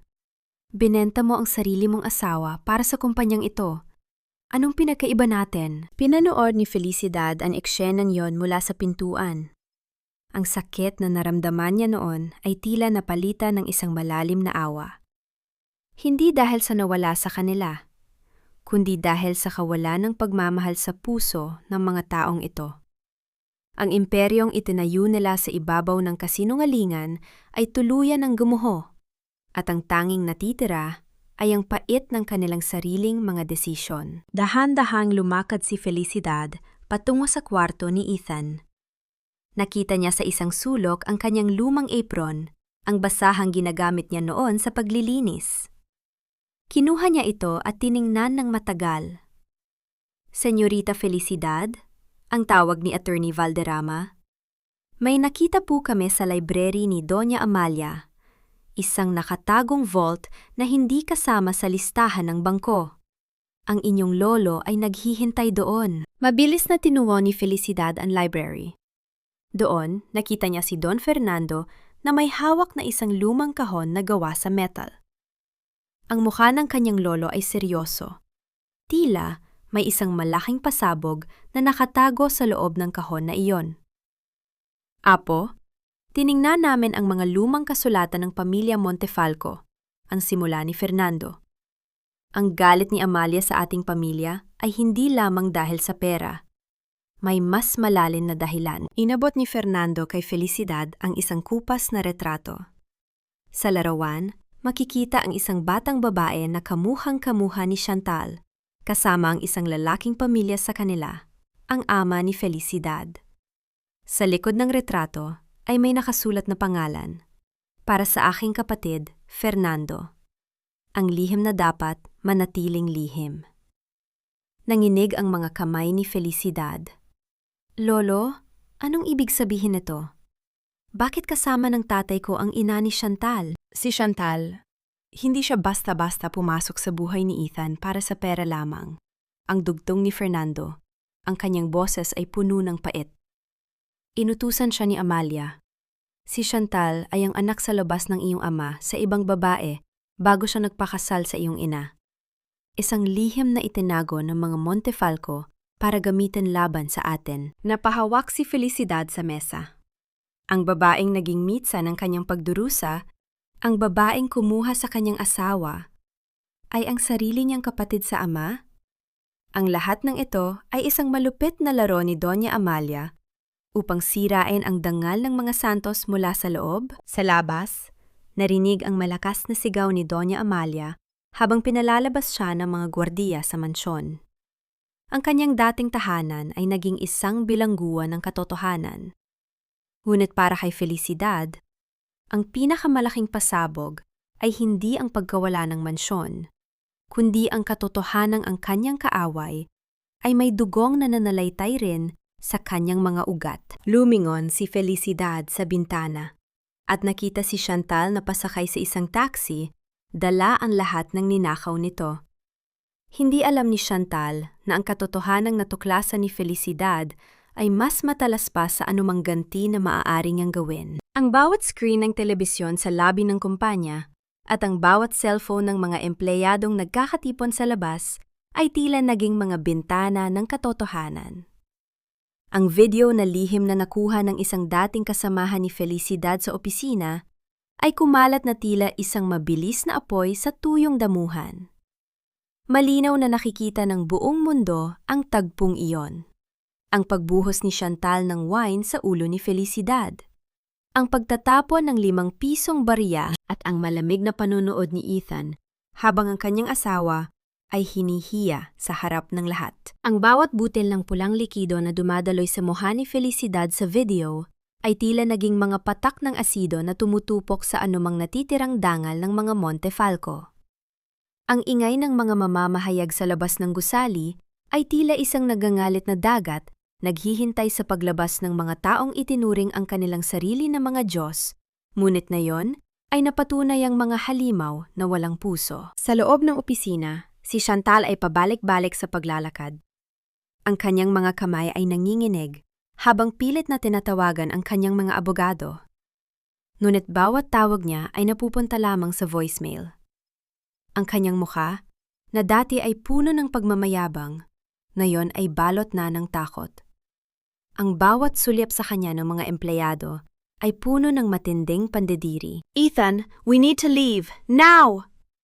Ang boses ni Chantal ay matinis at puno ng desperasyon. "May back exit sa basement. Doon tayo dumaan bago pa tayo maabutan ng mga pulis." Si Ethan ay nakatayo sa gitna ng silid, nakatulala sa malaking monitor kung saan paulit-ulit na pinatutugtog ang kanyang sariling kataksilan. Ang kanyang mundo ay tuluyan ng nagdilim.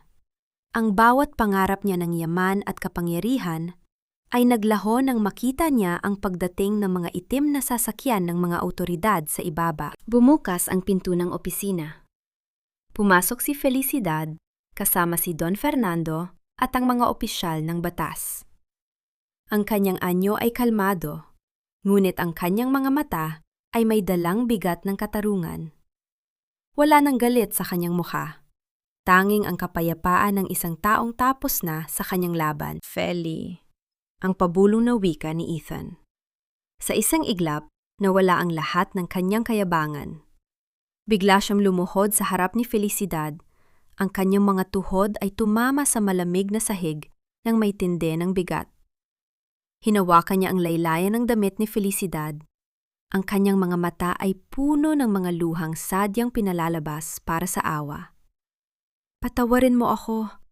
Nasilaw nang ako, Feli. Mahal kita. Alam mo yan? Let's start over. I'll do anything. Gagawin ko ang lahat basta yurong mo lang ang mga kaso. Tiningnan ni Felicidad ang lalaking dating sinamba. Sa bawat salita ng pag-ibig na lumalabas sa bibig ni Ethan, naramdaman niya ang isang matinding pait. Ang pag-ibig ba ay ang panonood habang ang asawa mo ay sinasampal? Ang pag-ibig ba ay ang paggawa ng pekeng dokumento para ipakulong ang taong nangako ng habambuhay sa iyo? Ang pag-ibig ay hindi kailanman naglalagay ng posa sa kamay ng mahal niya Ethan. Ang malamig na sagot ni Felicidad. Dahan-dahan niyang inalis ang kamay ni Ethan sa kanyang damit. Ang nararamdaman mo ngayon ay hindi pagsisisi. Iyan ay takot. Takot na mawala ang lahat ng luho mo. Humarap ang mga pulis kay Chantal. Napilit na nagtatago sa likod ng isang malaking cabinet.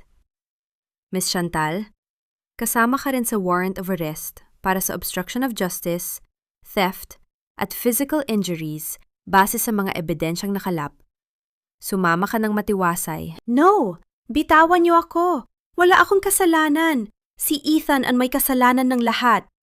Ang sigaw ni Chantal habang kinakaladkad siya palabas. Ang kanyang mga mamahaling hiyas ay tila naging mga pabigat sa kanyang katawan habang ang mga flash ng kamera ng media sa labas ay tila mga kidlat na bumubulag sa kanya. Habang inilalabas ang dalawa, napatigil si Ethan sa tapat ni Felicidad. Ang tunog ng mga posas na nakakabit sa kanyang mga kamay ay ang huling tunog na nagtatak sa kanyang pagkatalo. Felicidad, please. Ang 5 pisong ibinigay niyo sa akin noon. Ang huling wika ni Felicidad.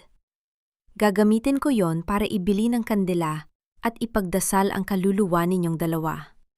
Dahil para sa akin, matagal na kayong patay. Habang isinasara ang pinto ng elevator para dalhin ang mga kriminal sa ibaba, naiwan si Felicidad na nakatayo sa gitna ng malawak na opisina. Nararamdaman niya ang huling sipayo na lumalabas sa kanyang katawan. Ngunit bago pa siya makahinga ng maluwag, lumapit sa kanya si Don Fernando. Hawak ang isang liham na nakuha mula sa mga gamit ni Chantal na naiwan sa mesa. May isa pa tayong dapat harapin na po, ang sabi ni Fernando.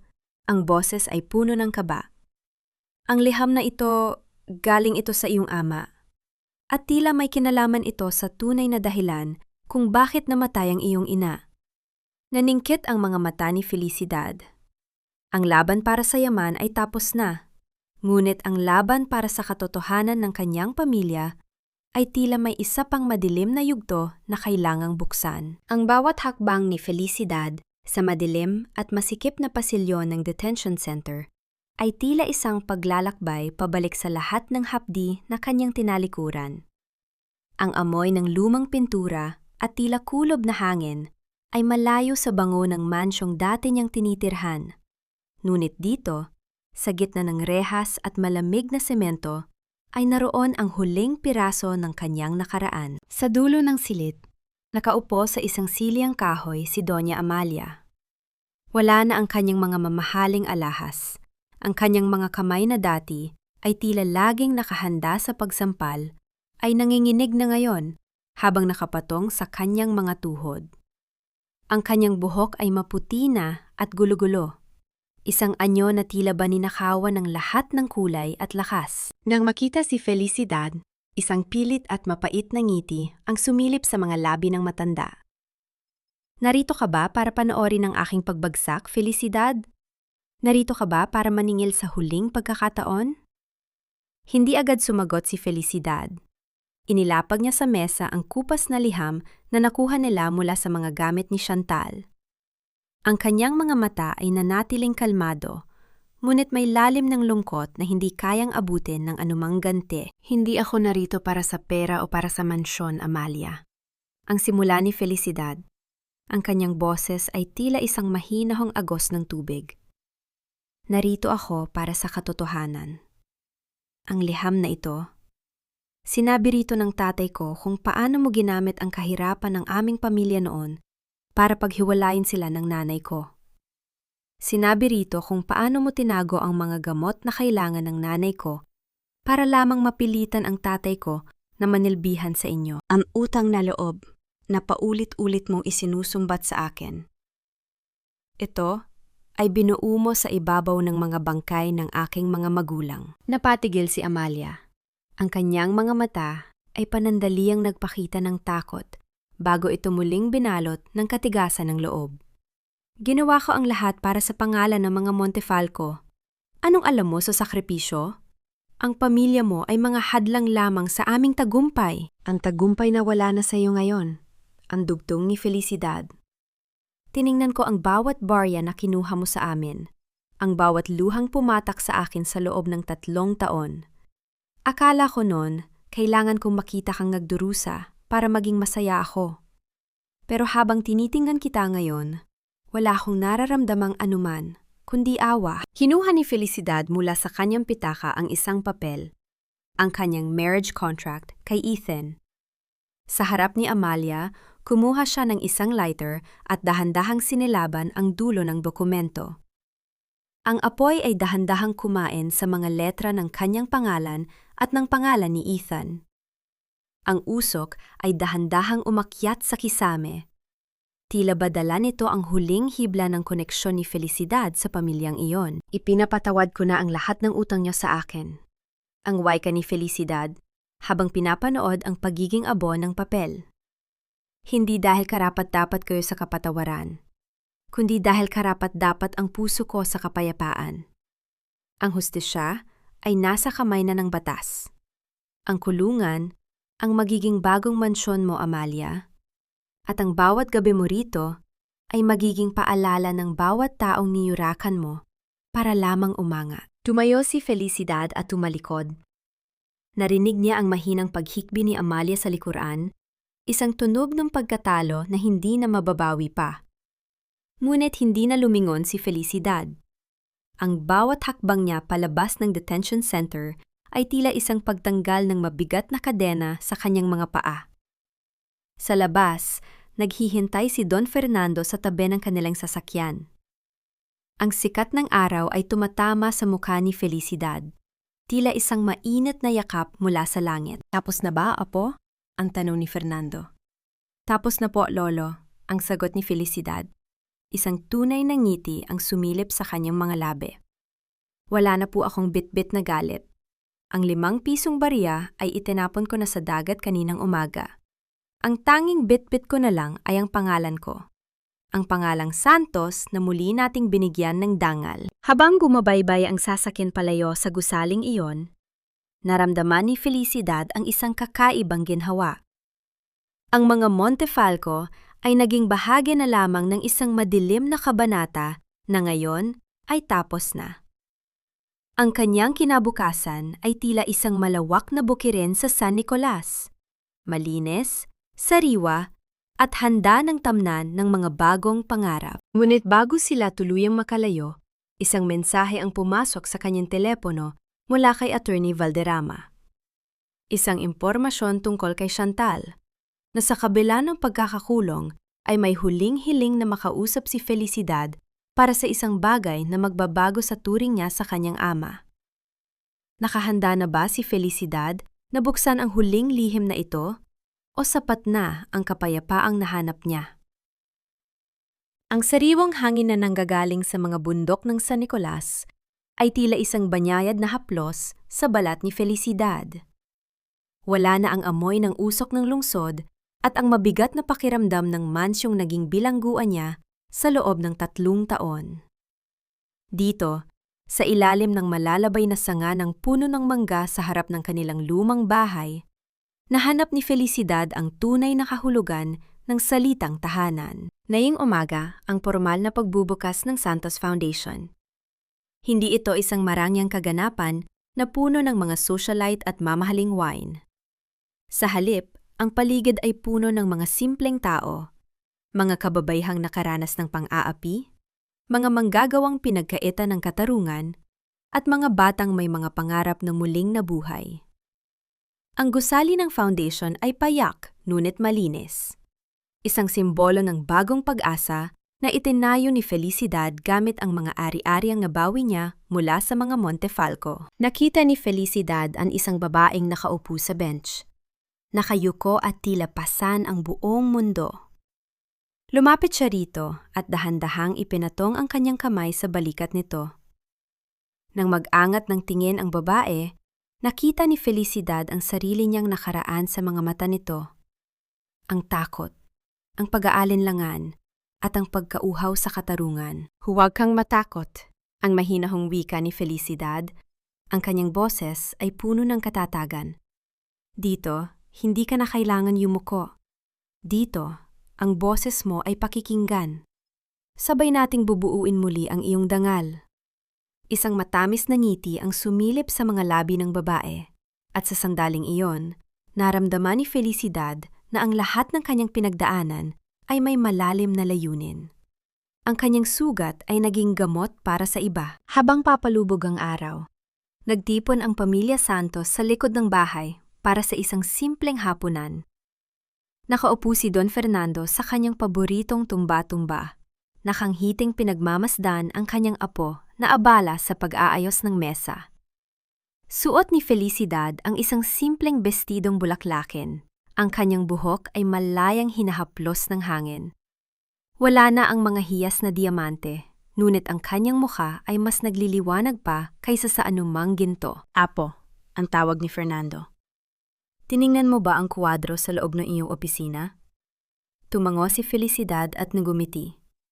Pumasok siya sa loob ng sandali at binalikan ng isang maliit na kuwadro na gawa sa Nara. Sa loob nito, maingat na nakalagak ang 5 pisong barya na itinapon sa kanya ni Chantal noon. Hindi na ito simbolo ng kanyang kahihiyan. Ngayon, ito ay isang paalala ng kanyang katibayan. Isang medalya ng isang sundalong nakaligtas sa pinakamadilim na digmaan ng kanyang buhay. Ang baryang iyan ang nagturo sa akin na ang halaga ng tao ay hindi nasusukat sa kung ano ang ibinibigay sa kanya ng iba, kundi sa kung ano ang natitira sa kanya kapag wala na siyang anuman. Ang pabulong na wika ni Felicidad habang hinahaplos ang salamin ng kwadro. Naupo siya sa tabi ng kanyang lolo. Inihilig ang kanyang ulo sa balikat nito. Ang katahimikan ng gabi ay nababasag lamang ng mahinang huni ng mga kuliglig at ang kaluskos ng mga dahon. Wala na ang galit. Wala na ang pagnanais na maghigante. Ang hustisya ay naisakatuparan na. Sina Ethan at Chantal ay nahaharap sa mahabang panahon sa likod ng mga rehas, habang si Doña Amalia ay naiwang nag-iisa sa gitna ng kanyang mga kasalanan. Para kay Felicidad, ang pinakamalaking tagumpay ay hindi ang pagbawi sa kumpanya, kundi ang pagbawi sa kanyang sarili. Ang kakayahang tumingin sa salamin at makita ang isang babaeng buo, malaya, at marunong magmahal ng walang takot. Tumingala si Felicidad sa langit na punong-puno ng mga bituin. Naramdaman niya ang presensya ng kanyang mga magulang sa bawat ihip ng hangin. Tila ba bumubulong ng pagbate sa kanyang tagumpay? Ang pangalang Santos ay muling naging malinis, isang pangalang kasing tibay ng lupang kanilang tinatayuan. Salamat, Lolo! Ang huling wika ni Felicidad bago siya tuluyang pumikit upang damnamin ang kapayapaan ng gabi. Salamat sa pagpapakita sa akin na ang tunay na reyna ay hindi ang may korona, kundi ang may pusong handang magpatawad at tumayo para sa katotohanan. Ang bawat bituin sa langit ay tila nagsasabing, ang bagong simula ay narito na. Ang kwento ni Felicidad ay hindi na isang melodrama ng pagdurusa, kundi isang epiko ng pagbangon. At sa bawat bukang liwayway sa San Nicolas, ang kanyang buhay ay magsisilbing liwanag para sa mga nawawala sa dilim. Lumipas ang mga taon na tila isang mahinahong agos ng ilog sa San Nicolas. Dahan-dahang tinatangay ang mga alaala ng pait at pinalapalitan ito ng mga luntiang usbong ng bagong simula. Ang Mansyong Montefalco ay nananatili na lamang ng isang gunita sa ilalim ng mga selyo ng bangko, isang monumentong gumuho dahil sa sarili nitong kasamaan. Ngunit dito sa bukirin ng mga santos, ang bawat bukang liwayway ay nagdadala ng tunay na ningning na hindi kayang tapatan ng anumang hiyas. Sa loob ng tahimik na silid ng Santos Foundation, nakaupo si Felicidad habang binabasa ang mga ulat ng tagumpay ng mga kababaihang tinulungan nila. Ang bawat pahina ay patunay na ang sakit ay maaaring maging panggatong sa pagbabago. Napatingin siya sa bintana, kung saan ang mga dahon ng mga ay dahan-dahang sumasayaw sa ihip ng hangin. Wala na ang dating bigat sa kanyang dibdib. Ang bawat hininga niya ngayon ay malalim, malaya, at puno ng pasasalamat. Marahil ay itatanong ng marami, napatawad na ba niya ang mga nagkasala sa kanya? Ang pagpapatawad ni Felicidad ay hindi nangangahulugang kinalimutan niya ang lahat o hinayaan niyang bumalik ang mga ito sa kanyang buhay. Ang kanyang patawad ay ang pagputol sa kadenang nag-uugnay sa kanya sa kanilang poot. Sa pagpili niyang magpatawad, pinili niyang hindi na maging biktima. Ang katarungan ay naibigay na ng batas at ang kanyang obligasyon sa kanyang sarili ay ang maging masaya. Nahanap na ba niya ang tunay na kapayapaan? Oo, sa bawat ngiti ng mga batang nag-aaral sa ilalim ng kanilang scholarship, sa bawat hapunan kasama ang kanyang lolo Fernando na ngayon ay payapang nagpapahinga sa kanyang tumba-tumba, at sa bawat gabing nakakatulog siya ng walang takot na bukas ay may panibagong pasakit. Ang kapayapaan para kay Felicidad ay hindi ang kawalan ng problema, kundi ang pagkakaroon ng matatag na loob na harapin ang anumang bagyo. Ang aral na iniwan ng kanyang kwento ay hindi tungkol sa yaman o kapangyarihan. Ito ay tungkol sa dangal, na ang tunay na halaga ng isang tao ay hindi nakikita sa kintab ng kanyang alahas o sa taas ng kanyang pangalan sa lipunan. Ang tunay na yaman ay ang pananatiling mabuti sa gitna ng masamang mundo, at ang pagkakaroon ng lakas na tumayo muli matapos itapon at yurakan. Ang 5 pisong barya ay mananatiling paalala na kahit ang pinakamaliit na bagay ay maaring maging simbolo ng pinakamalaking tagumpay, kung ito ay gagamitin bilang sandigan ng integridad. Sa huli, ang buhay ni Felicidad ay isang paalala na ang bawat sugat ay may hilom, ang bawat dilim ay may liwanag, at ang bawat pagtatapos ay isang pagkakataon para sa isang mas magandang simula. Ang pag-asa ay hindi kailanman nawawala. Kailangan lang nating magkaroon ng sapat na tapang na abutin ito. Ang huling sinag ng araw sa San Nicolas ay tila isang pangako na ang bawat madilim na gabi ay may hangganan at ang bawat luhang pumatak ay magiging hamog na magbibigay buhay sa isang bagong umaga. Mga mahal kong tagapakinig, maraming salamat sa pagsama sa akin sa mahabang paglalakbay na ito ni Felicidad. Habang sinusulat ko ang bawat kabanata, hindi ko mapigilang mapaluha. Lalo na sa tagpong pilit na pinapulot sa kanya ang 5 pisong barya sa gitna ng kahihiyan. Ang baryang iyon na itinuring na basura ng iba ay naging isang gintong medalya ng kanyang katatagan. Isang paalala na ang ating halaga ay hindi kayang itakda ng pitaka ng ibang tao, kundi ng tibay ng ating sariling dangal. Ang kwentong ito ay bunga ng maraming oras ng pagmuni-muni sa mga tunay na sakripisyo ng mga kababaihang tulad ninyo, na sa kabila ng lahat ng sakit, ay pinipili pa ring magmahal at bumangon. Kung kayo ang nasa kalagayan ni Felicidad, magagawa niyo rin bang sunugin ang kontrata ng nakaraan at piliin ang kapayapaan sa halip na matinding paghihigante? Nais kong malaman ang inyong saloobin. Nasaan man kayo ngayon, marahil ay nag-aayos ng bahay, nagluluto para sa pamilya, o nagpapahinga matapos ang isang mahabang araw, naway naging kasama ninyo ang audio na ito sa inyong mga gawain. Ibahagi ninyo ang inyong mga karanasan sa comment section dahil ang bawat kwento ninyo ay mahalaga sa amin. Huwag din ninyong kalimutang i-like at i-share ang kwentong ito sa inyong mga mahal sa buhay. Nawai manatiling matatag ang inyong puso at laging magdingning ang inyong sariling liwanag, anuman ang pagsubok na dumating. Hanggang sa muli nating pagkikita sa susunod na kwento ng buhay at pag-asa. Pamagat ng kwento, ang 5 pisong dangal. Ang pagbangon ni Felicidad. Paunawa. Ang lahat ng mga tauhan at sitwasyon sa kwentong ito ay likhang isip lamang, na binuo para sa layuning libangan at paghahatid ng positibong mensahe.